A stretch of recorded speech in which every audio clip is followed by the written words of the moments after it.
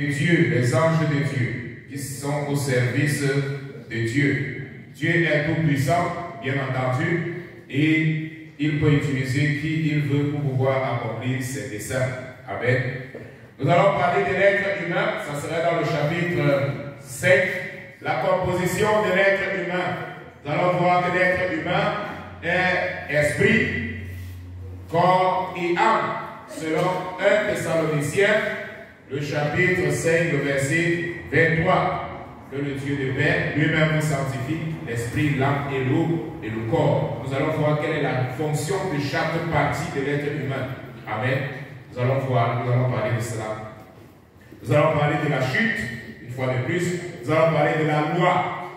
Ça c'est, pour ceux qui sont avec moi, je suis à la page 5. Page 5. Qui parle du contenu de la leçon. Nous allons parler le salut et la grâce. Le salut et la grâce. C'est quoi la grâce? Et lorsqu'on parle du salut, est-ce que quelqu'un peut perdre son salut? Est-ce que c'est possible qu'une personne qui est née de nouveau, après avoir été convertie, perde son salut? Il y a beaucoup de gens qui disent que c'est non, que ce n'est pas possible.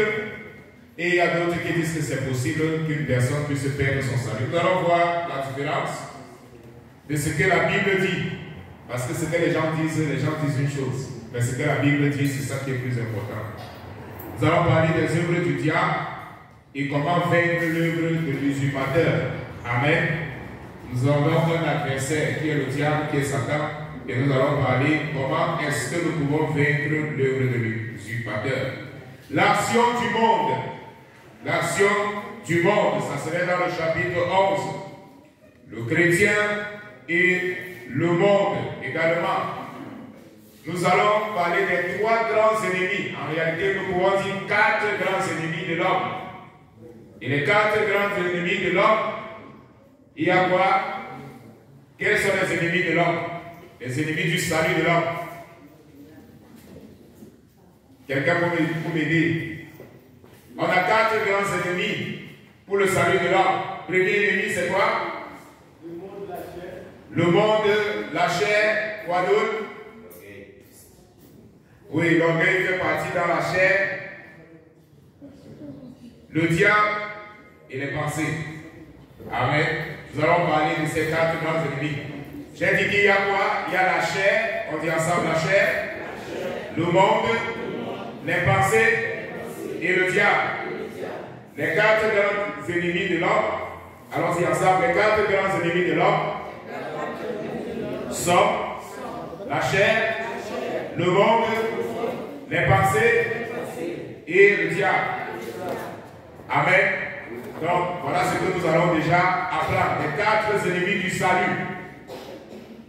Et nous allons voir comment vaincre chacune ou alors chacun de ces ennemis. Comment vaincre la chair, comment vaincre le monde, comment vaincre les pensées et comment vaincre le diable. 4 grands ennemis de ton salut qui t'empêchent de pouvoir arriver au ciel. Amen.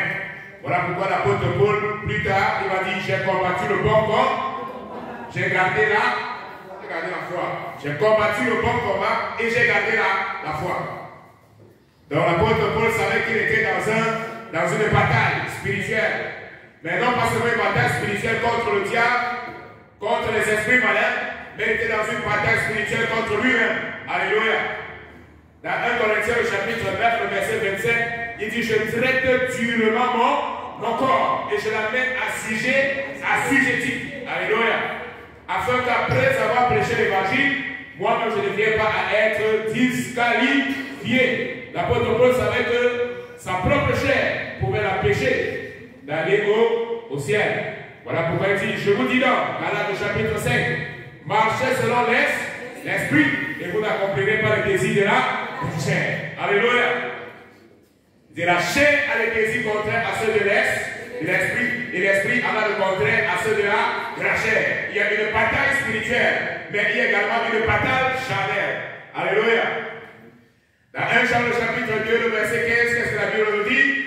N'aimez pas le monde, ni les choses qui sont dans le monde.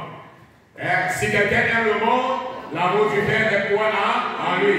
Car tout ce qu'il y a dans le monde, qu'est-ce qu'il y a dans le monde? La convoitise des yeux, la convoitise de la chair et l'orgueil de la. Toutes ces choses-là appartiennent au monde. Au monde. Alléluia. Gloire à Dieu. Vous voyez les ennemis de l'homme. Dieu dit, n'aimez pas les choses de ce monde. N'ayez pas cette communion avec le monde. Car tout ce que vous voyez, la concupiscence, la convoitise des yeux, la convoitise de la chair, l'orgueil de la vie, tout cela ne vient pas du Père, mais ce sont les choses du monde. Or, verset 17, le monde passe et toute sa convoitise. Alléluia. Et des vies terribles de l'homme. Romains chapitre 7, l'apôtre Paul a dit, misérable homme que je suis, qui me séparera de ce corps mortel? Alléluia. Gloire à Dieu. L'apôtre Paul savait qu'il y avait une bataille à l'intérieur de lui. Et la chair, c'est un ennemi terrible. Parce qu'il habite en nous. Alléluia. Gloire à Dieu. Notre chair, elle habite en nous. Elle est avec nous. Un enfant est déjà avec sa chair. Alléluia. Gloire à Dieu. Vous voulez tester pour voir si c'est vrai, hein? Ce que les enfants. Lorsque tu es un enfant, tu achètes quelque chose. Deux petits enfants. Hein? Deux petits enfants là. Vous achetez les jouets. Tu donnes à ton enfant. Lorsqu'un autre enfant arrive et qu'il prend, il commence à jouer avec le jouet de ton enfant. Qu'est-ce que ton enfant fait généralement s'il n'aime pas celui-là? Il va aller arracher, il va dire que ça c'est mon jouet. Hein? Il va partir là-bas et dire c'est moi. Tu vas dire non, partage avec ton ami, tu vas dire fais pas ça. Non, je ne veux pas. Et puis il va commencer à pleurer. Mais tu vas dire mais c'est ton ami. Il ne comprend pas. Sa chair déjà se manifeste. Alléluia. Donc, un ennemi terrible. Nous allons parler longuement sur la chair et nous allons parler des pensées, l'inclination perverse des pensées et comment est-ce que nous pouvons vaincre nos pensées. Bon. Donc, bien aimé, voilà, parler brièvement. Et il est important pour un chrétien, après être sauvé, qui a reçu le Seigneur Jésus dans sa vie comme Seigneur et Sauveur personnel, qu'il puisse être au courant de ses ennemis dont nous sommes en train de parler ce matin. J'ai dit qu'il y a combien d'ennemis de l'homme? 4 grands ennemis de l'homme. Le premier, la chair, le monde, les pensées et le diable. Amen. Gloire à Dieu. Gloire à Jésus. Voilà. Donc, voilà, nous allons parler longuement de cela. Et pour que un chrétien puisse vaincre et arriver au ciel, non seulement il doit connaître ses ennemis. Dans une bataille, c'est normal. Si tu ne connais pas tes ennemis, tu ne vas pas les lutter. Tu ne vas pas lutter contre eux. Il faut savoir comment tes ennemis sont. Il faut savoir comment ils agissent afin de pouvoir te préparer pour l'attaque. Amen. Et nous allons voir que généralement, comment est-ce que la chair, elle agit et comment est-ce que nous pouvons répondre face à la chair. Comment est-ce qu'on peut vaincre la chair? Comment est-ce qu'on peut dominer la chair? L'apôtre Paul nous donne non seulement la Bible, en réalité toute la Bible nous donne des instructions à suivre pour que nous puissions arriver à dominer notre chair et avoir la victoire sur la chair. Bien entendu, le Saint-Esprit nous conduira. Chapitre 1, je suis à la page 7, maintenant. 7, nous allons commencer à parler sur la personne de Dieu. Sur Dieu.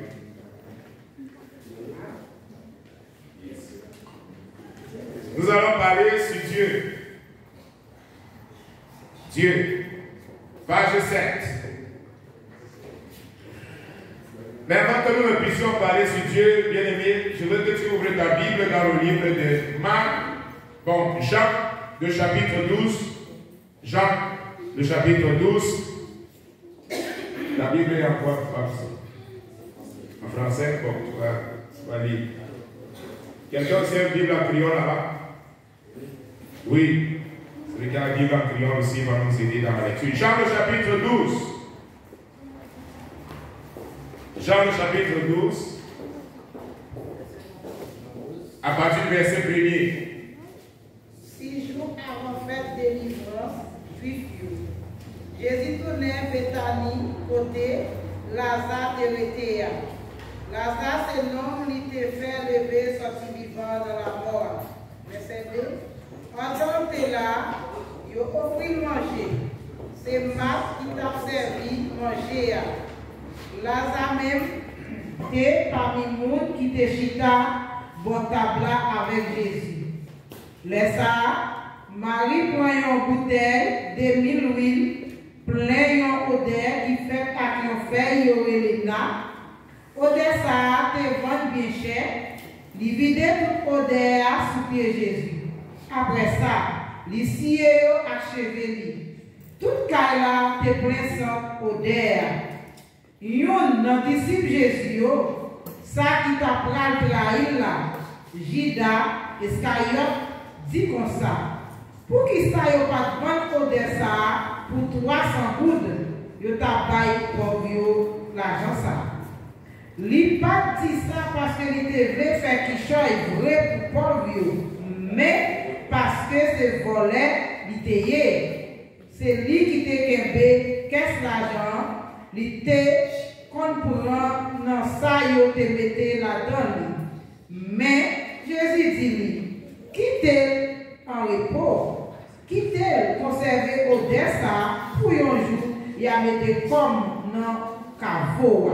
Comme ça, pauvre n'a toujours gagné, yo avec nous, mais moi-même, nous pas gagné tout le temps. Merci. La Bible bien aimée dans le Seigneur, je voudrais, avant que nous puissions entrer dans le premier chapitre, parler de quelque chose ce matin qui est intéressant. Est-ce que tu peux regarder à celui qui est à ton côté, tu lui dis c'est un privilège de servir le Seigneur. C'est un privilège de servir le Seigneur. Dis-lui avec conviction, c'est un privilège de servir le Seigneur. Vous savez, tous ces jours-ci, là, je médite. Et cette femme, Marie, nous enseigne le service à Dieu. Le service à Dieu. Malheureusement, les temps que nous vivons, beaucoup de personnes n'ont pas la compréhension de ce que c'est que servir le Seigneur. Mais voici une femme qui a eu une révélation de ce que c'est que servir le Seigneur. La Bible nous dit que Jésus, il est entré à Béthanie. Il est entré à Béthanie. Il était déjà sur le point d'aller, il n'était pas encore mort. Bien entendu, il était en train d'aller déjà sur le chemin, on va dire comme ça. Et cet épisode se passe bien après. La Bible nous dit que Marie, elle a utilisé un vase de parfum, qui coûtait environ 300 deniers. Un denier, c'est le salaire journalier d'un fonctionnaire dans ce temps-là. Ça veut dire que Marie a pris quelque chose qui coûtait 300 jours de travail, pratiquement 1 an de travail, pour pouvoir s'offrir à Dieu, pour pouvoir servir le Seigneur avec cela. 1 an. Pense avec moi. 1 an de salaire que tu gagnes. Tu prends tout ça pour servir le Seigneur. Et elle n'a pas seulement servi le Seigneur avec ce qu'elle possédait, c'est la vie.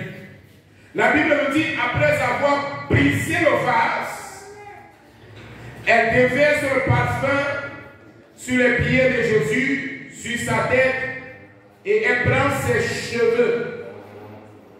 Alléluia. Elle prend ses cheveux pour essuyer les pieds de Jésus. Elle a pris ses cheveux. La représentation des cheveux, c'est la gloire d'une femme. Alléluia. La gloire d'une femme se trouve sur ses cheveux. Voilà pourquoi dans 1 Corinthiens, le chapitre 11, la Bible dit que les cheveux ont été donnés à la femme comme une gloire. Amen. Donc elle prend ce qui est plus précieux pour elle, ce qui fait sa gloire, et elle offre cela encore une fois de plus à Dieu. Elle prend ses cheveux et elle essuie les pieds de Jésus. Et Jésus, la Bible nous dit, à l'époque, il n'y avait pas de voiture comme chez nous. Il marchait toutes les distances. Donc imaginez comment étaient les pieds de Jésus. Ce qui est sûr est que c'était sale, plein de poussière, plein de souillure. Mais elle n'a pas regardé cela. Elle prend ses cheveux, après avoir déversé ce parfum, et elle essuie les pieds de Jésus. Et vous savez ce que les gens disent? Les gens commencent à dire, mais qu'est-ce que tu es en train de faire? Regarde, tu as pris quelque chose qui te coûtait 1 an de salaire, 300 deniers. On pouvait vendre cela et donner aux pauvres. Qu'est-ce que Jésus dit? Jésus dit, laissez-la. Elle a fait quelque chose que personne d'entre vous ici n'a pu faire. Et personne ne le fera. Dieu, le Saint-Esprit, à ce moment, frère. Voilà pourquoi il faut être en communion avec le Saint-Esprit. A révéler à cette femme qui réellement était Jésus. Et elle a compris qui était Jésus. Et lorsqu'elle a compris la valeur de Jésus, elle a vu que la valeur de son parfum n'était rien. Elle a vu que la valeur de ses cheveux n'était rien. Et elle a dit, je donne tout cela à Jésus. Je donne cela à Jésus. Frère,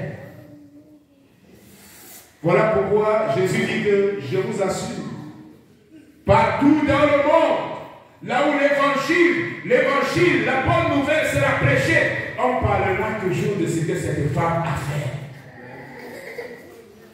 Elle a fait une œuvre bien avant la mort de Jésus. Alléluia. Son sacrifice a été reçu par Jésus avant sa mort. Voilà pourquoi après la mort, après la résurrection de Jésus, les autres femmes sont allées au sépulcre pour aller où être Jésus avec des parfums. Mais lorsqu'ils sont arrivés, il était trop tard. La femme a compris la révélation et elle a offert son sacrifice avant la mort de Jésus. Alléluia. C'est un privilège de servir le Seigneur. C'est un privilège de servir le Seigneur, premièrement avec ta vie. Avec ta vie. Parce que si ta vie n'est pas sur le terre, Romains chapitre 12, le verset 1er, je vous exhorte donc, frères, par les compassions de Christ, à offrir votre corps comme un sacrifice vivant. D'abord, le sacrifice est vivant. Il n'est pas mort, il est vivant. Un sacrifice vivant. Dieu veut un sacrifice vivant. Ça veut dire qu'il veut moi vivant. Pas mort. Un sacrifice vivant. Et ensuite, saint et agréable à Dieu. Ce qui est de votre part un culte rationnel. Qu'est-ce que nous pouvons offrir à Jésus? Marie a compris qu'elle avait sa vie. La vie qu'elle avait, c'est Jésus qui lui avait donné. Les cheveux qui faisaient sa gloire, c'était pour la gloire de Dieu. Et Jésus était là. Il a dit, Seigneur, si ces cheveux, c'est toi qui m'as donné, et c'est pour ta gloire, alors je te remets ta gloire. En te servant avec cela. Lorsque nous arrivons à comprendre la valeur de Jésus, il n'y a plus rien qui nous empêche réellement de le servir. Parce que la valeur de Jésus est plus grande que n'importe quoi que nous pouvons posséder. La valeur de Jésus est plus grande que les richesses. La valeur de Jésus est plus grande que tout ce que nous pouvons penser, tout ce que nous pouvons imaginer. La valeur de Jésus est au-delà de ce que nous pouvons penser. Frère, ce matin, je vous dis, servez le Seigneur sans réserve. Vous comprenez ce que ça signifie sans réserve? C'est qu'on chante souvent abandonner. S'abandonner réellement à Dieu. Ce n'est pas aux anges. Frère, imaginez-vous, vous et moi, qui sommes des mortels, des gens pécheurs, des gens misérables. Dieu dit que c'est à vous qu'il attend. Il vous a choisi et vous appelle des coopérateurs. Et regardez, elle vit est une coopérateur ou une coopératrice. Alléluia. Et regarde le frère Jimmy dit, vous êtes des coopérateurs, des moneux. Je ne vais pas envoyer les anges le faire, mais j'ai mes serviteurs sur la terre. Alléluia. J'ai mes servantes sur la terre. Oh frère, quel privilège Dieu nous donne de pouvoir le servir. Lorsque on comprend cela, le service pour Dieu n'est plus quelque chose qui est difficile pour nous. Nous comprenons que nous ne servons pas un homme. Nous comprenons que nous ne servons pas un ministère. Non, mais nous servons Jésus. Le roi des rois, le Seigneur des seigneurs. Pour cela, je peux me réveiller à 5 h du matin et venir. Je peux me réveiller à n'importe quelle heure. Je ne suis pas en train de servir un homme. Je suis en train de servir Jésus. Et j'étais en train de penser dans la nuit. Vous savez, parfois, c'est quelque chose de très bon de méditer dans la parole de Dieu. Et ce matin, je ne parlais même pas dormir.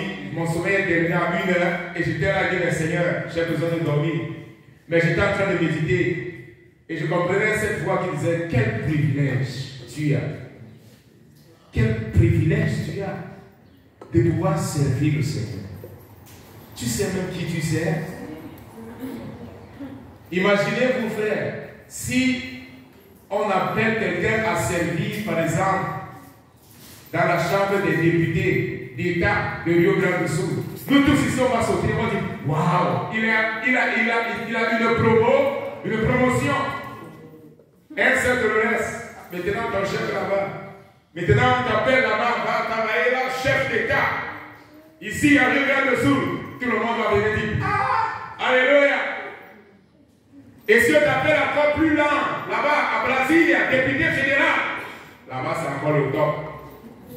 Imaginez-vous maintenant le président là, qui est monté là, qui dit, je veux que tu te fais ici à la présidence. On va se voir dire que tu as bien changé. Ça serait un gros voiture. Ici là, bon, on va vendre, ici on va casser, on va dire, mais que le reste de la maison qui était ici là, laisse là. Ça c'est, donne ça à quelqu'un que tu veux. Les gens seront fiers. Frère Jimmy et Dimitri, les gens seront contents. Mais, imaginez-vous, toutes ces personnes-là, ce sont des hommes. Alléluia. Ce sont des hommes. Ils vont te donner l'argent, ils vont te donner beaucoup de choses, mais toutes ces choses vont rester ici sur la terre. Mais maintenant, tu as le privilège de servir celui qui a créé l'or et l'argent. Celui qui a créé toutes les richesses. Toutes les richesses lui appartiennent. Tu as le privilège de consacrer ta vie entre les mains du Tout-Puissant. Tu as le privilège de recevoir une récompense, non pas sur la terre, mais une récompense éternelle. Que ni les voleurs, ni la rouille, rien ne peut voler cette richesse. Parce que Dieu prend soin de cette richesse. Alléluia. La consécration à Dieu. Marie nous enseigne cela. Dieu, Qui est Dieu? Alléluia. Qui est cette personne? Vous savez, pendant de longues années et beaucoup de temps, les gens pensent toujours à un Dieu qui est assis sur le trône, ce beau vieillard. Vous comprenez ça? Les gens disent, en portugais, les gens disent, esse velho que está lá em cima. Ce vieux qui est là en haut. On pense toujours à un Dieu qui est un vieillard, qui est assis sur son trône et qui est loin là-bas, dans le ciel. Alléluia. Les gens ont cette impression-là d'un Dieu qui est loin, quand ils sont. Alléluia. Mais la Bible nous dit que c'est exactement le contraire. Dieu, il est là. Il est proche. Et nous allons voir ses attributs. Nous allons voir que nous ne servons pas un Dieu qui est loin là-bas. Là, on traverse les nuvens, là, on va, les nuages, on va. Ce n'est pas ce Dieu-là qu'on sert. Alléluia.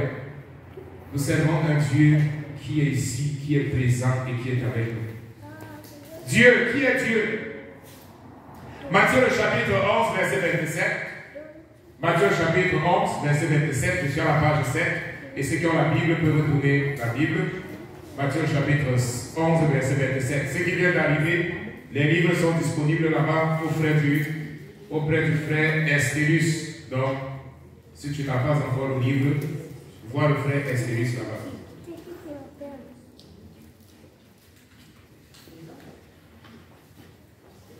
Matthieu, le chapitre 11, verset 27, on va lire tous ensemble, si vous êtes à la page.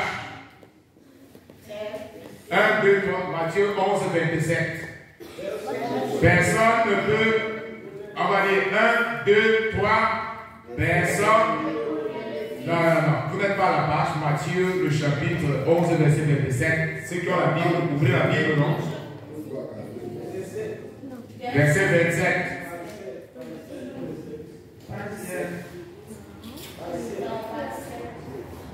37. Je suis dans le livre, c'est à la page 7. Merci. Si quelqu'un n'a pas le livre, tu peux ouvrir la Bible de Matthieu, le chapitre 11, verset 27. Amen. Quelqu'un a trouvé, tout le monde a trouvé, dit Amen. Frère, vous n'êtes pas avec nous ce matin? Amen. Je sais qu'il fait un peu froid, mais répondons. Si vous ne répondez pas, c'est sûr que vous avez dormi. Amen. On va dire ensemble 1, 2, 3. Personne ne connaît le Fils si ce n'est le Père. Personne non plus ne connaît le Père si ce n'est le Fils et celui à qui le Fils veut le révéler. Une fois de plus, personne ne connaît le Fils si ce n'est le Père.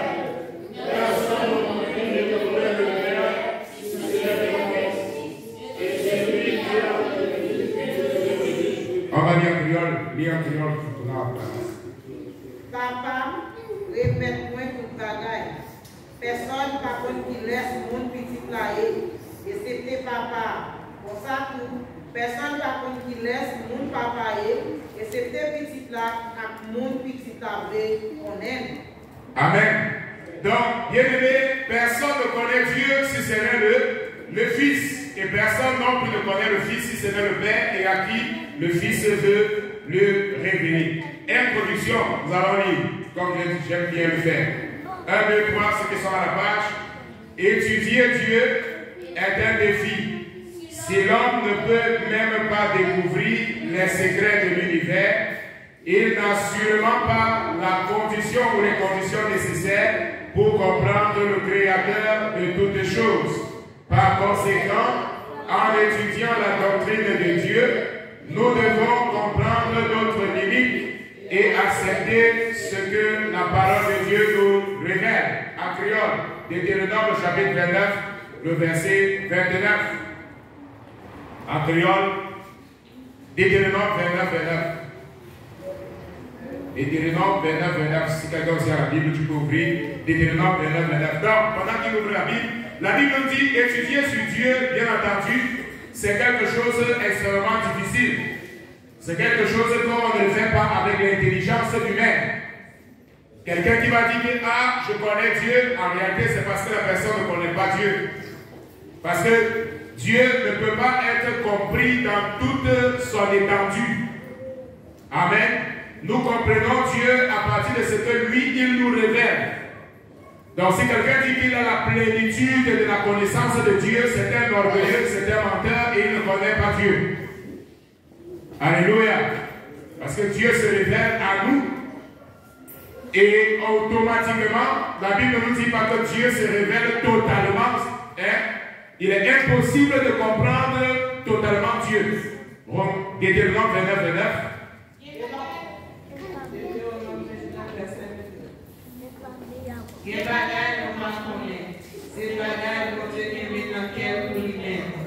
Mais bagaille nous fait nous connaître, c'est bagaille nous mettre en petit nous pas de gens prier pour nous faire tout ça de nous faire dans la loi. Amen. Donc il y a des choses qui sont cachées, les choses cachées appartiennent à Dieu et les choses révélées appartiennent aux hommes. Amen. Donc c'est impossible que quelqu'un puisse dire que je connais totalement Dieu. Romains le chapitre 1, le verset 20. Le livre de Romains également. Romains le chapitre 1, verset 20. Donc, nous connaissons Dieu à partir de ce que Dieu a révélé à l'homme. Nous connaissons Dieu à partir de ce que Dieu a révélé à l'homme. Et nous allons voir qu'il y a deux types de révélations. Au moins deux. La révélation générale et la révélation de Dieu au travers du Fils Jésus-Christ. Amen. Quelqu'un a trouvé Romains le chapitre 1, verset 20. Romains 1er verset 20. C'est vrai, oui. Depuis qu'on se fait toute bagaille, tout le monde qui examine le travail, car comprendre qui qualité pour bon Dieu. Bagaille nous pas travailler chez nous, qui plaît. J'en ai un pouvoir qui pas besoin de finir. J'en ai c'est bon Dieu tout bon. C'est ça que fait, moun sa yo pas d'excuse même. Amen. Donc, Dieu se révèle à nous de plusieurs manières. Nous allons voir que la présence de Dieu, elle est visible. Elle est visible dans la contemplation, dans ce que nous regardons. Et nous allons voir le psalmiste qui dit que lorsque je contemple les cieux et la terre, l'œuvre ou alors l'ouvrage de terre, l'ouvrage de tes mains. Donc le psalmiste ici, il regarde l'ouvrage de la main du Seigneur. Amen. Et cela est visible. Tout le monde voit la création de Dieu. Dans Romains chapitre 1, le verset 20, c'est ce que nous avons lu. Les choses que Dieu a créées montrent qu'il existe. Amen. C'est vrai que lorsqu'on parle de l'existence de Dieu, beaucoup de personnes n'aiment pas utiliser ce mot de existence de Dieu. Mais il n'est pas faux d'utiliser existence de Dieu. Parce que ça ne veut pas automatiquement dire que comme Dieu existe, ça veut dire qu'il a un commencement. Non, Dieu n'a pas de commencement et il n'a pas de fin. Amen. Mais il est le commencement et il est là, la fin. Il dit, je suis l'alpha et je suis l'oméga. Le commencement est là et la fin. Il n'a pas de commencement, mais il est le propre commencement. Il n'a pas été créé, mais il est le créateur. Alléluia. Gloire à Dieu. Frère, j'aime beaucoup étudier sur les attributs de Dieu. Les attributs de Dieu m'amènent tout le temps lorsque j'étudie, je suis très content. Parce que quand tu étudies les attributs de Dieu, tu découvres réellement qui Dieu est. Ta foi augmente. Ta foi grandit. Quand tu étudies, tu comprends la personne de Dieu. Jusqu'à là où Dieu se révèle à nous. Donc, premièrement, on va lire en français. Nous sommes ici. Romains chapitre 1, le verset 20. En français maintenant. Ceux qui ont le livre peuvent ouvrir le livre. Mais ceux qui ont la Bible ouvrent aussi la Bible. On va lire ensemble. 1, 2, 3. En effet, les perfections invisibles de Dieu, sa puissance éternelle et sa divinité se voient comme à l'œil depuis la création du monde, quand on les considère dans ses ouvrages. Ils sont donc inexcusables. Amen. Donc les hommes sont inexcusables. Si quelqu'un dit, ah, Parce qu'il y a des gens qui n'ont pas encore compris l'évangile, donc ils ne croient pas parce qu'ils disent que Dieu n'existe pas. Mensonge. La Bible dit que tous les hommes sont inexcusables. Parce que la création du monde nous montre, toute la création montre que Dieu existe. Même les athées qui refusent de dire que Dieu existe, ni l'existence de Dieu, ils sont inexcusables. Amen. Parce que la propre création, la complexité de cet univers que Dieu a créé, nous montre et testifie que Dieu existe. Qu'il y a une pensée, pas une pensée, il y a une personne qui est derrière toute cette création et cette organisation. Je prends toujours l'exemple. Imaginez que vous êtes rentré ici là le dimanche. Regardez comment les chaises sont placées. Amen. Regardez comment on a bien fait cette décoration ici. Est-ce qu'il y a quelqu'un ici qui a un doute ou qui peut me dire que cette décoration s'est mise en place seule? Quelqu'un peut dire que tout ce que vous voyez là, ça s'est passé toute seule comme ça. Et puis on a vu les chaises étaient arrangées. Est-ce qu'il y a quelqu'un qui peut dire comme ça ce matin? Ah mais pasteur, c'est vraiment magnifique. Pasteur, regarde comment les chaises se sont placées toutes seules pendant la nuit. Regarde comment les choses se sont placées là-bas, on a mis cela toute seule. Est-ce que c'est vrai? Non, vous allez dire quoi? Il y a certainement quelqu'un qui a fait ça pendant que tu étais là-bas à la maison. Il y a quelqu'un qui a organisé. Il y a quelqu'un qui a mis toutes ces chaises-là à mort. Amen. De la même manière, lorsque nous regardons l'univers que Dieu a créé, lorsque vous regardez le soleil, lorsque vous regardez la lune, lorsque vous regardez les étoiles, lorsque vous regardez les galaxies, lorsque vous regardez les planètes que les hommes sont en train de voir là maintenant, tout cela montre l'existence de Dieu. Alléluia. Alléluia. Donc,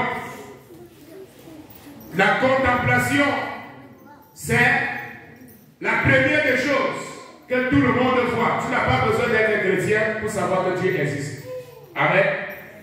On n'a pas besoin d'être chrétien pour savoir que Dieu existe.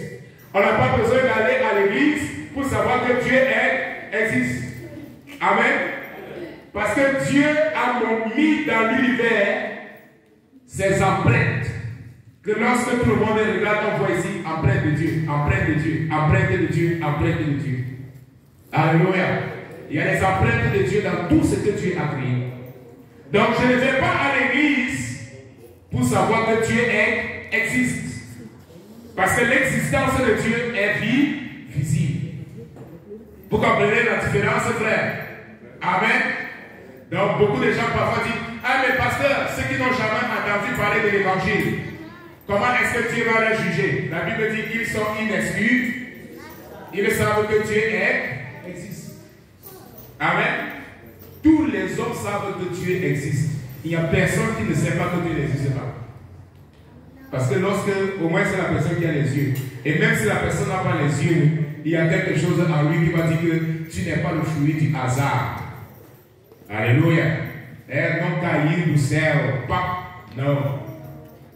Tu es un fruit d'une création. Frère, regardez la complexité de l'univers que nous vivons. Regardez aussi la complexité. J'étais en train de penser. Regardez, vous savez, un enfant grandit jusqu'à devenir adulte comme moi. Mais au départ, c'est une cellule comme ça, petite. C'est impressionnant. Parfois, la femme, même elle est enceinte, elle ne sait même pas qu'elle est enceinte. Petite, on a besoin d'aller faire l'échographie, même pas l'échographie. On passe l'ultrason et ça va pour chercher un petit truc comme ça. Quelqu'un on te dit non, il y a l'enfant, elle est enceinte. Tu dis mais on ne voit même pas ça à l'œil nu. Alléluia.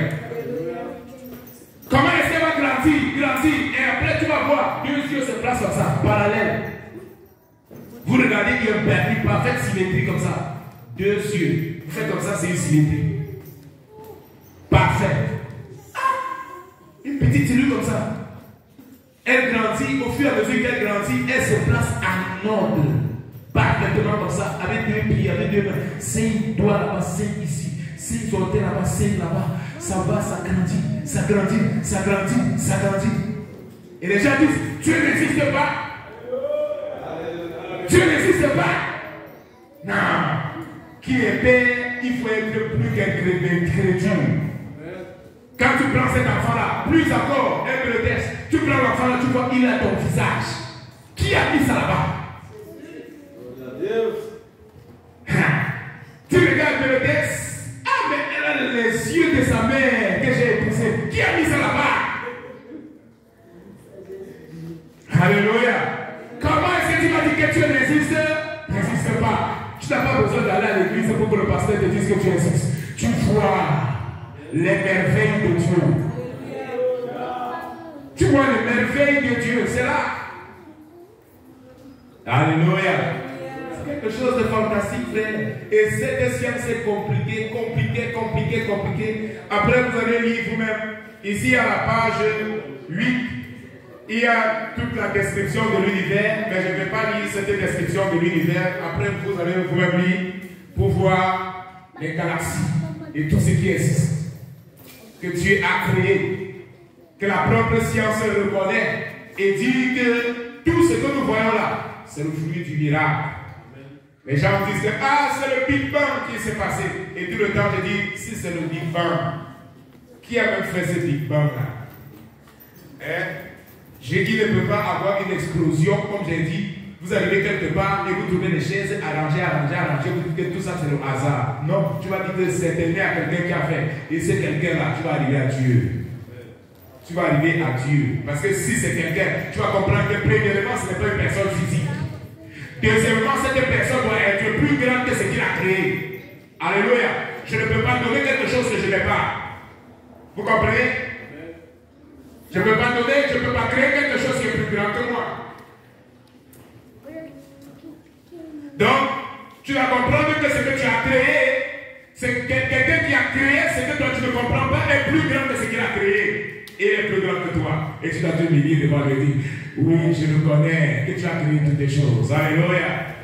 Quand David dit, lorsque je contemple, lorsque je contemple tes bienfaits, lorsque je contemple les cieux et la terre, l'ouvrage de tes mains, qu'est-ce que l'homme? Alléluia. Qu'est-ce que l'homme? Pour que tu te souviennes de lui. Et le Fils de l'homme, pour que tu prennes garde de lui. Alléluia. Gloire à Dieu. La deuxième révélation, c'est la révélation ou alors l'existence de Dieu par la perception spirituelle. Je suis à la page 9. Alléluia. Vous allez davantage méditer à la maison. Frère, je suis ici, là, je passe, nous n'avons pas beaucoup de temps, mais je passe un peu plus rapide. Mais à la maison, frère, asseyez-vous, lisez davantage ce livre. Voilà pourquoi je veux que chacun ait son livre. Amen. Chacun ait son livre pour pouvoir lire et lire davantage. Parce que ce n'est que par là que vous allez grandir spirituellement. C'est très très important. Il est en français. Si quelqu'un veut la version en portugaise, la version sollicite, nous allons également faire venir la version en portugaise. On a la version en espagnol, on a la version en anglaise. Donc, il n'y a pas d'excuse. Amen. Comme on l'a vu, vous êtes donc inexcusable. Gloire à Dieu. Les êtres humains, on dit ensemble, je suis petit 2. Les êtres humains ont un esprit qui vient de Dieu et par conséquent, ils résistent ou ils ressentent le désir de Dieu et ont la capacité, même si réduite par le péché, de percevoir Dieu et ses principes. Amen. Ecclésiaste le chapitre 12, verset 7. Ecclésiaste le chapitre 12, verset 7. Tu peux lire. Ecclésiaste 12, verset 7. Les arts, comme on va tourner poussière, la terre sortait en monde. Sauf nous-mêmes, à tourner sur le bon Dieu qui s'est banni. Alléluia. Lis aussi Actes des Apôtres, chapitre 17, verset 27. Acte 17, verset 27. Il fait tout ça pour qu'à chercher. Ah, on reprend après elle. Il fait tout ça pour qu'à chercher. Pour nous arriver à joindre lui. Les aussi être en contact avec lui. Mais bon Dieu, pas plus loin. Aucun n'en nous passe ça. Alléluia. Dieu n'est pas loin. Alléluia. Dieu n'est pas loin, mais il est tout près de nous. Amen. La perception spirituelle. Dieu a mis également cette perception spirituelle dans le cœur de tous les êtres humains. Vous partez dans toutes les civilisations, vous allez voir qu'ils adoraient un Dieu, même si c'était un faux Dieu. Mais ils ont cet esprit de révérence, de la religion. Mais Dieu, par exemple, avant que l'évangile n'arrive, par exemple, en Afrique, c'était pas qu'ils ne connaissaient pas Dieu. Ils avaient un sens de spiritualité. Pourquoi est-ce qu'en Inde, aujourd'hui, il y a plus de millions et des millions de dieux? Ils ont un sens religieux, d'adoration. Amen. Donc tous les êtres humains sont créés avec une perception spirituelle. Nous sommes créés avec cette perception spirituelle. Seulement, il y a un seul Dieu qui est véritable, qui est vérité. Amen. Un seul Dieu qui est vérité, un seul Dieu qui est véritable. Amen. Il dit, je suis le chemin, la vérité et la vie. Nul ne vient au Père que par moi. Amen. Donc, malgré qu'il y a toutes ces multitudes de dieux, il y a un seul Dieu qui est le Dieu véritable.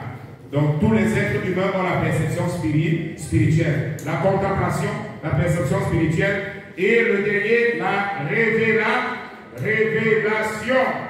Nous lisons 3, la révélation, et après, tu prépares pour nous Matthieu le chapitre 11, verset 27, qu'on a bien vu au début.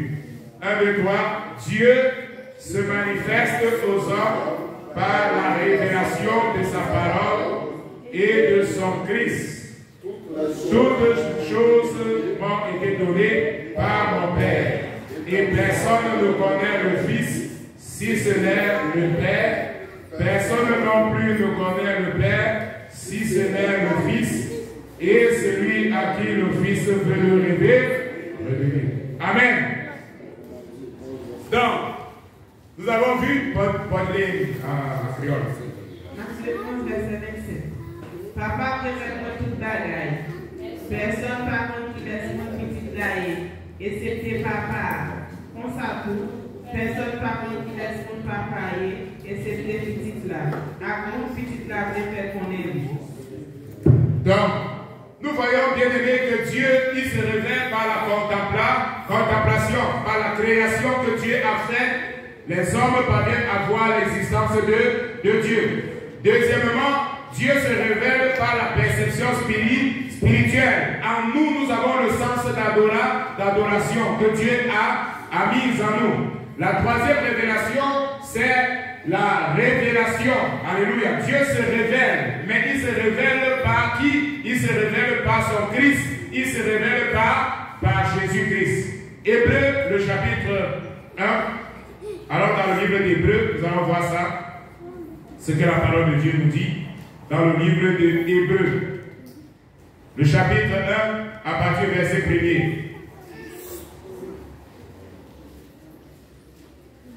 Hébreux, le chapitre 1, verset 1er. C'est l'étude biblique, donc l'étude biblique, c'est avec la Bible, avec beaucoup de Bibles. Donc mettez toujours vos Bibles à côté, parce que nous lisons beaucoup. Hébreux, le chapitre 1, verset 1 et 2. Dans pas longtemps, bon Dieu te met tes paroles dans la bouche prophète. On va reprendre après elle. Dans pas longtemps, bon Dieu te met tes paroles dans la bouche prophète. Dans diverses occasions, à divers gens pour te parler à l'essentiel de nous. Mais dans les derniers jours, c'est petit filles à même. Bon Dieu te voulait parler à nous dans nos lits. C'est à petit ça bon Dieu te créé toute bagaille. C'est lui-même tout bon Dieu choisi. Pour hériter toute bagaille. Laisse ça va finir net. Amen. Gloire à Dieu. Dans les derniers temps, Dieu maintenant, il se révèle par Jésus. Jésus est la révélation de Dieu. Voilà pourquoi il dit, qui me voit a vu le Père. Alléluia. Personne ne peut connaître le Père si ce n'est pas le Fils. Et par la suite, il dit, je suis le chemin, je suis la vérité et je suis la vie. Et nous allons parler de cette doctrine plus tard, la Trinité, 3 en 1. Le Père, le Fils et le Saint-Esprit. Alléluia. 3 personnes, mais en une seule personne. 3 personnes, mais une seule volonté. 3 personnes, mais un seul but, un seul objectif. Amen. C'est le miracle. C'est l'incompréhension naturelle de la Trinité. Alléluia. Beaucoup de personnes ne comprennent pas cela. Voilà pourquoi ils m'ont dit, les chrétiens adorent 3 dieux. Parce qu'ils disent que Jésus est Dieu, ils disent que le Saint-Esprit est Dieu, ils disent qu'on a un autre Dieu. Alors, beaucoup ne comprennent pas, comme les témoins de Jéhovah, ils vont dire, mais si Jésus est Dieu, et Jésus est mort, ça veut dire que Dieu est mort. Alors, si Dieu est mort, qui est-ce que Jésus était en train de prier? Amen. Nous allons voir que tout ça, ce sont des fausses doctrines. Amen. Fausse doctrine. Dieu est tout puissant. Il est un seul Dieu. Les chrétiens croient en Dieu qui est un seul. Amen. Mais il se manifeste de 3 manières. Il se manifeste comme le Père, il se manifeste comme le Fils, et il se manifeste comme le Saint-Esprit. Alléluia. Dans le baptême du Seigneur Jésus, nous voyons ça de manière claire. Lorsque le Seigneur Jésus était en train d'être baptisé, dans Matthieu le chapitre 3 à la fin, et également dans Matthieu le chapitre 4, quand il est conduit par le Saint-Esprit, la Bible nous dit, lorsque Jésus était en train d'être baptisé, alors qu'est-ce qui s'est passé? Le Saint-Esprit est descendu sous la forme d'une colombe. Alléluia. 3e personne de la Trinité. Et le ciel s'est ouvert. Le Père a maintenant commencé à parler. Celui-ci est mon Fils. Alléluia. Nous voyons le Père, nous voyons le Fils et nous voyons le Saint-Esprit. Alléluia. Voilà pourquoi le baptême également c'est au nom du Père, du Fils et du Saint-Esprit. Alléluia. Regardez. Et du Père, et du Fils, et du Saint-Esprit. La Bible ne dit pas que le baptême c'est au nom du Père, ou du Fils, ou du Saint-Esprit. Amen. Parce que Dieu, il est un seul. Amen. Mais il est au nom du Père, et du Fils, et du Saint-Esprit. Et. La coordination, pour dire qu'il n'y a pas de séparation. Alléluia. Gloire à Dieu. Gloire à Jésus. Alléluia. Jésus-Christ est la révélation. Dis à celui qui est à ton côté, Jésus-Christ est la révélation de Dieu. Si tu connais Jésus, tu connais Dieu. Alléluia. Il est la révélation de Dieu. Si tu connais Jésus, tu connais Dieu. Alléluia. Philippe a dit, quand Jésus dit, je m'en vais au Père, je m'en vais vous préparer. Lis pour nous Jean le chapitre 14. Jean 14, allons-y. Jean le chapitre 14. J'aime ces sujets parce que j'aime beaucoup de textes bibliques. Alléluia. Ces sujets m'émerveillent. Et c'est la base du christianisme, frère. La Bible dit qu'il faut être prêt à répondre lorsqu'on va te poser des questions suite à foi. Dans ce que tu crois. On va dire pas personne. Tu dis que Dieu, vous croyez en 3 dieux. Tu dois être capable de les expliquer par la Bible que tu ne crois pas en 3 dieux. Tu dois être capable par la Bible de leur dire, voilà, la Trinité, le Père, le Fils et le Saint-Esprit, c'est comme ça, c'est comme ça, c'est comme ça, c'est comme ça. Jean le chapitre 14, à partir du verset 1er. Jésus dit, pas quitter bagage ça tout monter nous, mettez confiance nous dans bon Dieu, mettez confiance nous dans moi tout. La caille papa a un pile côté pour mon rester. Moi, je vais préparer place pour nous. Si ce n'est pas vrai, moi, pas dire nous ça. Les mafines parlent place là pour nous, m'a tourné vite chercher nous. Comme ça, côté Maïa, c'est la naïe tout. Nous connaissons le chemin qui mène côté Praléa. Thomas dit, Seigneur, nous ne connaissons pas côté Praléa. Qui j'en t'appelé pour nous connaître le chemin pour nous prendre? Jésus répondit, c'est moi-même qui chemin, c'est moi-même qui vérité, c'est moi-même qui la vie. Personne ne partage le papa s'il passe par moi-même. Alléluia.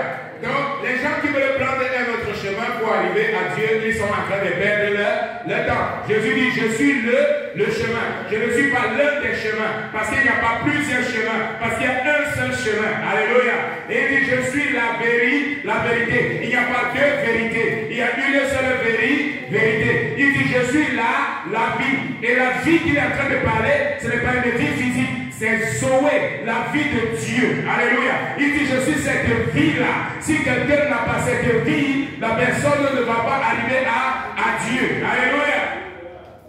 Il dit à Nicodème, en vérité, je te dis, si un homme est né de nouveau, il ne peut voir le royaume des cieux, ou il ne peut entrer dans le royaume des cieux. Alléluia. Si quelqu'un est né d'eau et d'esprit, s'il ne reçoit pas ma vie, s'il n'est pas conduit par le Saint-Esprit, alors il ne peut pas entrer dans le royaume de Dieu. Gloire à Jésus. Alléluia. Dieu est c'est la première nature de Dieu. Dieu est esprit et il faut que ce qu'il adore en et en vérité. J'ai tout un enseignement sur ce verset. Tout un gros enseignement sur ça. Dieu est esprit et ceux qui l'adorent en esprit et en vérité. Et vous allez regarder ici, esprit, il l'adore en esprit et il l'adore en vérité.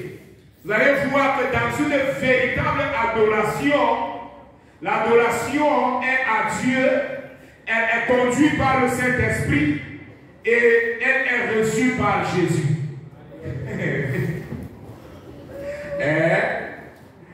L'adoration est à Dieu, elle est conduite par le Saint-Esprit et elle est reçue par Jésus. Voilà pourquoi la Bible nous dit que Jésus est un sacerdoce. Il est le prêtre suprême. Et le prêtre, il recevait quoi? Le prêtre recevait le sacrifice pour pouvoir offrir à Dieu. Alléluia. Mais aujourd'hui, maintenant, la Bible nous dit que nous avons un suprême sacerdoce, un suprême prêtre qui est à côté, qui est assis à la droite de Dieu. Donc, ton adoration est conduite par le Saint-Esprit. Une véritable adoration, elle doit être conduite par le Saint-Esprit. Dieu est esprit. Il n'a pas été créé par la matière. Alléluia. Dieu est invisible, comme l'esprit est invisible. Mais les choses invisibles ont donné naissance aux choses visibles. C'est ça la puissance de Dieu. Dieu a pris ce qui était invisible et a créé le visible. Donc ce n'est pas le visible qui est plus grand que l'invisible, mais c'est l'invisible qui est plus grand que le visible. Vous avez compris ce que j'ai dit, frère? Peut-être que j'ai parlé trop rapide. Amen. Dieu est invisible. Dans Hébreux le chapitre 11, qu'est-ce que la Bible nous dit? C'est par la foi que nous comprenons. Amen. C'est par la foi que nous comprenons quoi? Que le monde visible a été créé à partir du monde invisible. Alléluia. Gloire à Dieu. Dieu est éternel. Il est éternel et il sera toujours. Dieu est éternel et il sera toujours. Exode chapitre 3, verset 14, qu'est-ce que la Bible nous dit? Exode 3, 14. Allons-y rapidement dans les Bibles, la Bible. Sur les bibliques. On va terminer d'ici 5 minutes. Exode 3, 14. C'est 14. Oui. On va voir après elle. Bon Dieu dit Moïse. Samia, c'est Samia. Après ça, il dit encore. On va parler à mon père Israël. On va dire comme ça. Moi-même qui est les Samia. C'est moi-même qui veux un bon côté. Amen. Je suis celui que je suis. Dieu n'était pas et il ne sera pas. Parce que ce qu'il était et ce qu'il sera, c'est ce qu'il est. Vous avez compris ce que j'ai dit? Dieu n'était pas et Dieu ne sera pas. Parce que ce qu'il était et ce qu'il sera, c'est ce qu'il est. Vous avez compris? Ce n'est pas la philosophie, frère. Il faut que nous pensons. Dieu, il n'était pas. Amen. Et il ne sera pas. Parce que quand je dis Dieu n'était pas, c'est quel temps? C'est quel temps verbal? C'est le pas? Ah, c'est ton fui l'école. Ah, c'est ton fui l'école quand on faisait la conjugaison. La conjugaison, parfois chez nous, c'était le vendredi. Je suis, tu es, il est. Nous sommes, vous êtes. Ah, vous connaissez ce chant-là?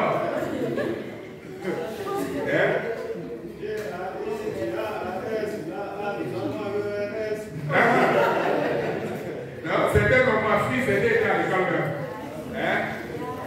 Donc, quand je dis Dieu n'était pas, c'est le temps passé. Et lorsque je dis que Dieu il ne sera pas, c'est quel temps? C'est le sera. C'est quel temps? Futur. Amen. Donc Dieu ne sera pas parce que c'est le futur. Il n'était pas parce que c'est le passé. Mais il est. Amen. Tout simplement. Je suis ce que je. Va et dire à la personne, dis à mon peuple que la personne qui s'appelle je suis, il t'a envoyé. Parce que Dieu est éternel. Il n'a pas de commencement, il n'a pas de fin. Il n'a pas de passé, et il n'a pas de vue, il n'a pas de futur. Ce qu'il est aujourd'hui, c'est ce qu'il était hier.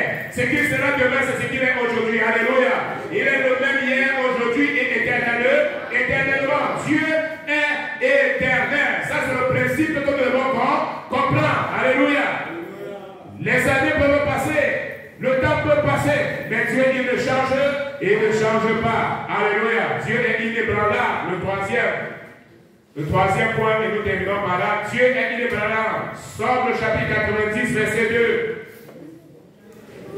Somme 90, verset 2. Je suis dans le livre ici. On va lire pour gagner en temps. Car je suis l'éternel. Non, c'est... Dieu ne change pas. D'éternité en éternité, il est Dieu. Mais nous sommes à Malachie 3, 9. Tu as trouvé Somme 90. Ok, moi je lis. Somme 90, verset 2.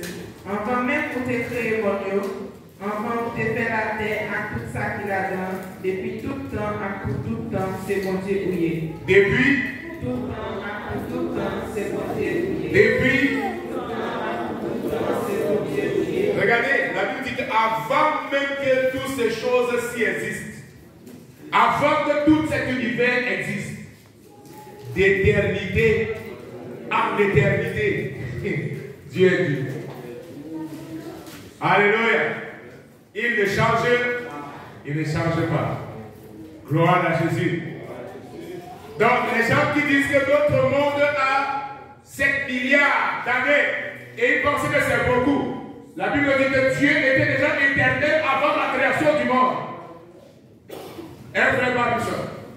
Donc si notre monde a 7 milliards d'années et Dieu existe avant la création de ce monde, donc imaginez-vous, c'est justement parce qu'il n'a pas été créé. Voilà pourquoi la Bible va nous dire qu'un jour c'est comme 1000 ans pour Dieu et 1000 ans sont comme le jour d'hier.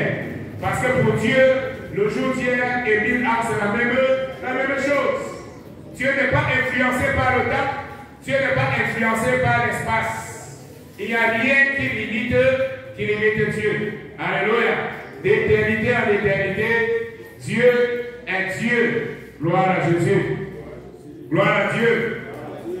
La Bible nous dit dans Matthieu chapitre 24, verset 35, le ciel et la terre passeront, mais mes paroles ne passeront pas. Le ciel et la terre vont passer, mais la parole du Seigneur ne va pas passer. La parole du Seigneur ne change pas. La parole du Seigneur est éternelle. Parce que la parole de Dieu, c'est le Verbe. Au commencement était la parole. Et la parole était Dieu. Amen. Gloire à Dieu. ciel et la terre passeront, mais la parole de notre Dieu ne passera pas. Gloire à Dieu. Gloire à Jésus. Donc voilà, on connaît un peu davantage Dieu ce matin. Hein? Dieu est connu par la contemplation. Dieu est connu par la sensation spirituelle. Dieu est connu par la révélation. Et lorsqu'on parle de la nature de Dieu, on voit que Dieu est esprit. On voit que Dieu est éternel.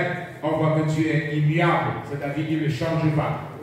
Dans les prochains enseignements, nous allons continuer à parler de la nature de Dieu et nous allons parler de la Trinité, 3 en 1, le Père, le Fils et le Saint-Esprit. Il est fondamental, bien aimé, que nous comprenions cette révélation. Donc, nous nous arrêtons là. Je vais prendre une question s'il y en a. S'il n'y en a pas, on va déjà passer à notre cœur. Ouais. Il y a un doigt pour la question. Deux. Ah, bon Dieu, nous. Amen. Question par moi, c'est comme nous n'avons pas modèle. Est-ce que y a un monde qui a étudié bon Dieu et puis après il est devenu un prophète et il y a un apôtre? Bon, prophète, c'est Dieu qui appelle. La Bible nous dit que Dieu, après avoir, Hébreux chapitre 1, Dieu, après avoir parlé au travers des prophètes. C'est Dieu qui appelle les prophètes et c'est Dieu qui envoie les prophètes. Si quelqu'un se constitue lui-même prophète comme les gens aujourd'hui aiment bien le faire, ça n'a rien à y voir avec Dieu. Je suis prophète des nations, je suis apôtre de ceci, je suis apôtre de cela. Ce sont les titres que les gens vont créer et que nous ne retrouvons même pas spécialement dans les temps d'aujourd'hui. Un prophète comme on le retrouve dans l'Ancien Testament, nous ne le trouvons plus aujourd'hui. Le temps des prophètes sont passés. Je suis prophète, comme ça. Je ne discute pas l'appel de quelqu'un ou bien de ce que quelqu'un va. Je n'ai pas de base théologique pour me dire qu'aujourd'hui il y a encore les prophètes au temps. La Bible dit Dieu, après avoir autre-temps parlé par ses prophètes, aujourd'hui il nous a parlé par son Fils. Maintenant, dans les 5 ministères qu'on trouve dans Éphésiens, le chapitre 4, à partir du verset 11, qui nous parle des ministères. Quand on va nous dire, parce que quelqu'un va citer là-bas, Dieu a constitué certains comme apôtres, certains comme prophètes, certains comme évangélistes, certains comme pasteurs et docteurs. Quelqu'un peut utiliser ça pour dire que bon voilà, je me suis constitué prophète dans ce sens. Frère, c'est trop risqué de pouvoir utiliser ce passage pour dire que moi j'ai reçu simplement un appel pour être prophète. Parce que la vie d'un prophète, si quelqu'un n'a pas cette vie que nous trouvons révélée dans la parole de Dieu, la personne s'attire un jugement contre lui-même. C'est un jugement parce que tu vas dire, ok, le jour que tu vas arriver, tu vas dire, ok, tu as dit que tu étais un prophète et que je t'avais appelé comme prophète. Est-ce que tu as vécu comme un prophète?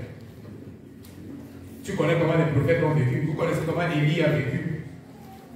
Est-ce que tu as vécu de cette manière? Les gens qui se disent, bon, voilà, je suis apôtre.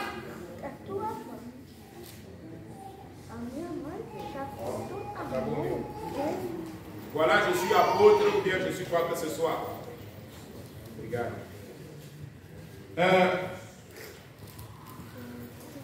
Moi, je veux dire, bien aimé dans le Seigneur, qu'est-ce qu'un apôtre dans le Nouveau Testament que nous retrouvons? Il faut voir, c'est quoi un apôtre? Apôtre, comme son nom dit, Apollos, qui était quelqu'un qui allait et qui ouvrait les églises. Quand on parle d'apôtre Jean, apôtre Paul, et ainsi de suite, c'était des personnes qu'il y avait une certaine reconnaissance dans leur ministère. Je ne vais pas entrer dans tous les détails, mais il y avait une reconnaissance. Premièrement, il fallait avoir vu le Seigneur Jésus personnellement.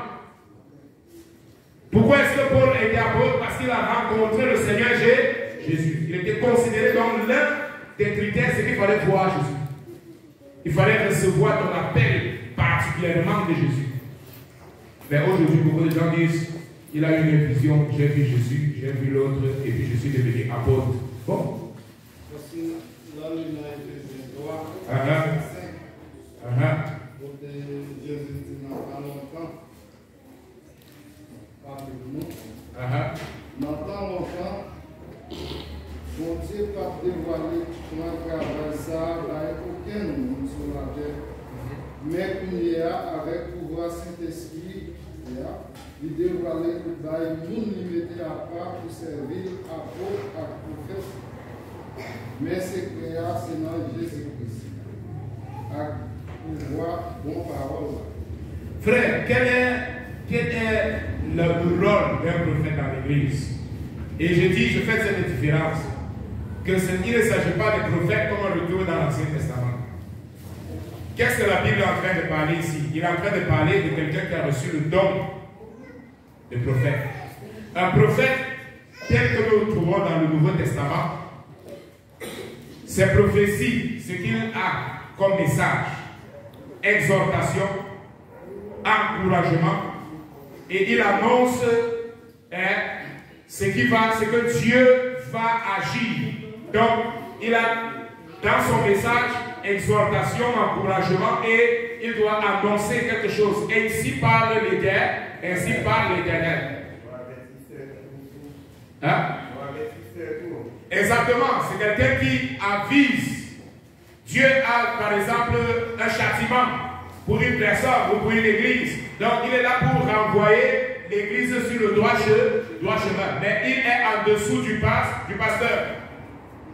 Parce qu'il n'y a pas un prophète en réalité qui est supposé diriger l'église. Non, la Bible dit que c'est un ministère. Et il ne faut pas se faire la différence entre le ministère tel qu'il est décrit et une fonction comme on retrouvait dans l'Ancien Testament de prophète. Ça, il faut faire bien cette nuance. Le prophète qui est dans une église, il est soumis au pasteur. Le pasteur dirige. Donc, il n'est pas plus grand que le pasteur. Non, il est sous le pasteur. Donc, ça veut dire que s'il y a une prophétie qu'il veut parler et que le pasteur lui demande de s'éteindre, il s'éteint. Parce qu'il n'est pas plus grand que l'autorité que Dieu a mis en place. Ça, c'est souvent ça se passe souvent dans plusieurs fois. Et moi, je rends grâce à Dieu, spécialement dans ce ministère, parce qu'il y a plusieurs choses, justement, que le pasteur, il est là, il observe. Il sait que Dieu a mis, par exemple, le don de prophétie dans la vie de tel frère ou de telle sœur. Mais il peut arriver que le prophète soit... Voilà pourquoi il dit que c'est quelque chose qu'il faut être sensible. Parce que la personne peut être touchée par la chair et commencer à prophétiser, dire ainsi par l'Éternel, voilà, l'église aussi va être détruite. Tu es orgueilleux, tu es ceci, tu es ceci. Est-ce que vous comprenez la différence? Alors le pasteur doit avoir le discernement que le prophète a perdu la tête et entré dans la chair. Il doit dire arrête.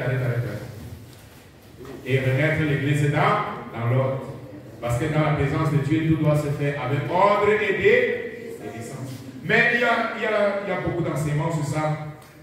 Spécialement sur le ministère, que certainement si le Seigneur nous permet, on va parler de ça.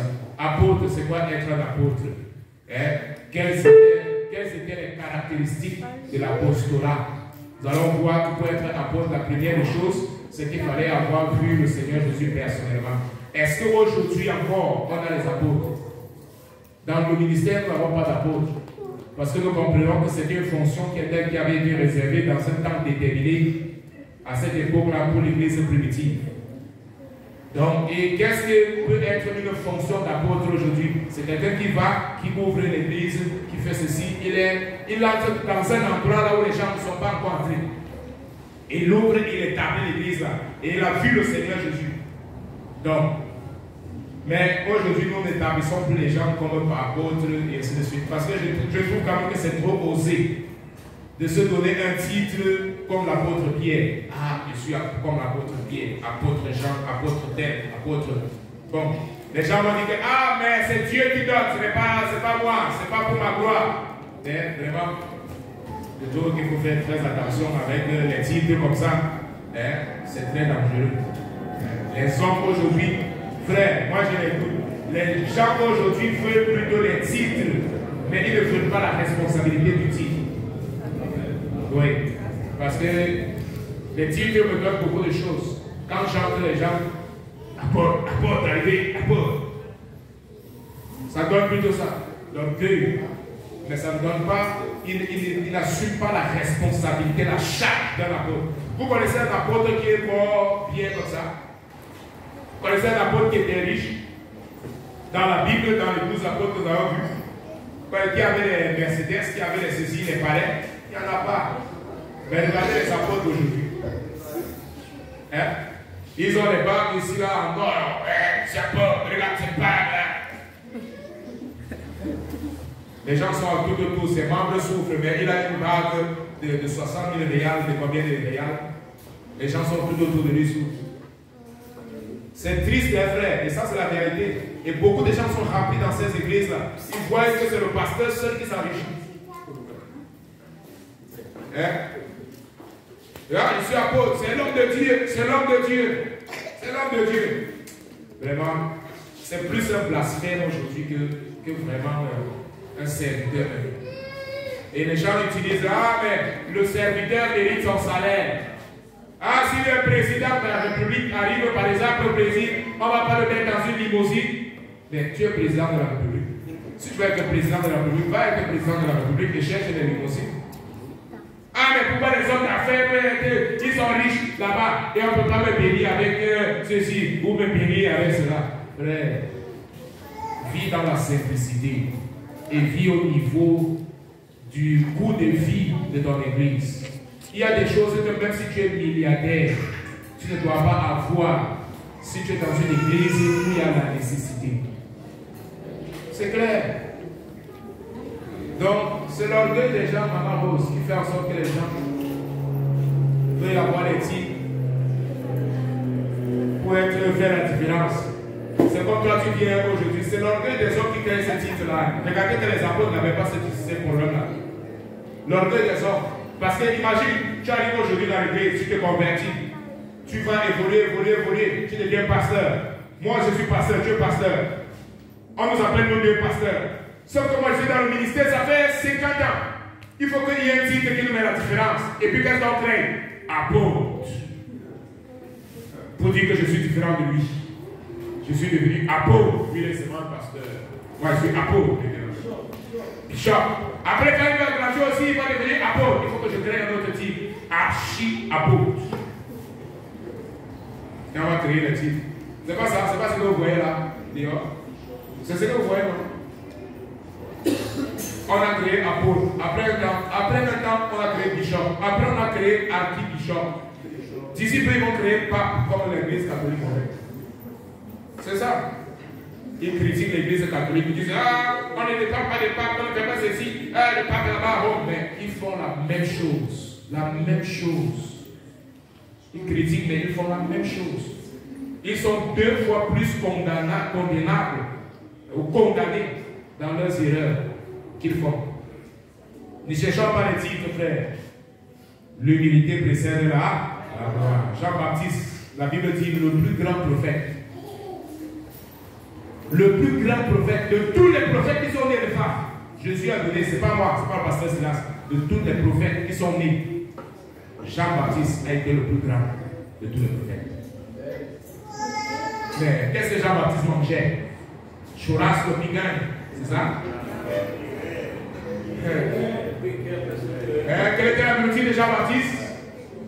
Je suis sûr que personne de nous ici a déjà mangé les sauterelles, les miels sauvages. Le miel, on peut peut-être déjà avoir mangé, mais les sauterelles, la crue là, qui mange ça? Mais lui mangeait ça. Et voilà le plus grand prophète que Jésus a dit. Donc, que ce soit avant Jean-Baptiste, que ce soit après Jean-Baptiste. Voilà sa nourriture. Quel était son vêtement? Quel était le vêtement de Jean-Baptiste? Terre de cravate, bien habillé, dans le désert. Ah, je demande les peaux de mouton là. Certainement son vêtement là, on a pris un mouton, on l'a tué, on l'a mis, c'est ça qu'il a fait sa veste. Alléluia. Mais Jésus dit que voilà le plus haut, un grand homme. Jean-Baptiste, qui es-tu? Je suis la voix. Il n'avait pas dit je suis prophète. Il n'a jamais dit qu'il est prophète. Je suis là, la voix de celui qui crie dans le désert. Alléluia.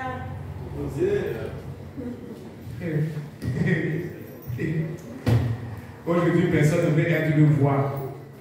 Les gens veulent être le Messie. Hein? Celui qui va être une simple voix. Non, non, non, non. Ça ne donne pas bien. Bon, frère, nous arrêtons là. Aujourd'hui, c'est un dimanche de Sainte Seine. Et